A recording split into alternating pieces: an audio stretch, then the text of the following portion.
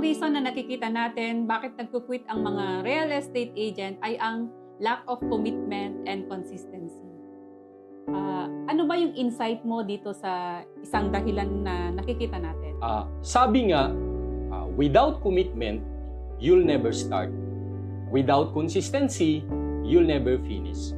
So meaning to say, nagsisimula po ito sa ating commitment.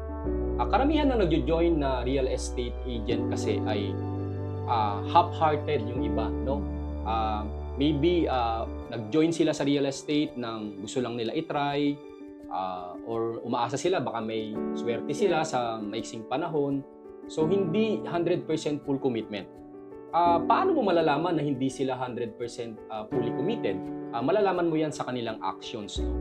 Kapag kasi 100% fully committed ka, i-maximize mo yung bawat panahon mo. Like example, kung ikaw yung nagtatrabaho, maybe ang off mo lang ay Sabado-Linggo. So during that time, i-maximize mo yung Sabado-Linggo para gawin yung real estate. Matutunan yung mga bagay na kailangan mo matutunan, mapuntahan lahat ng mga site, maka-attend ng mga meetings or maybe mga seminars.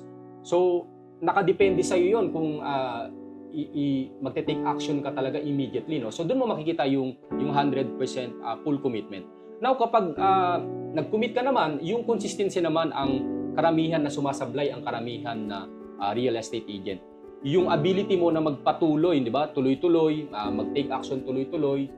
Kasi very important yung consistency para hindi rin mawala yung momentum. Kasi the moment na tumigil ka, at some point, mawawala yung momentum hanggang sa mag-fade away ka na. Kumbaga parang ganun, di ba? Maglalaylo ka na.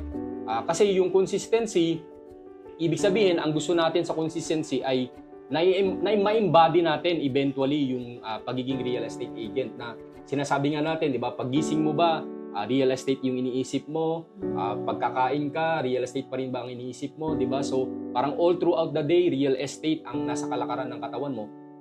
Pag dumating ka sa point na yon, yun na yung embodiment. Kaya napaka-importante na una, magkaroon ka ng 100% full commitment, and then, pangalawa, syempre, kailangan mo maging consistent sa ginagawa mo para maging kakampi mo yung momentum.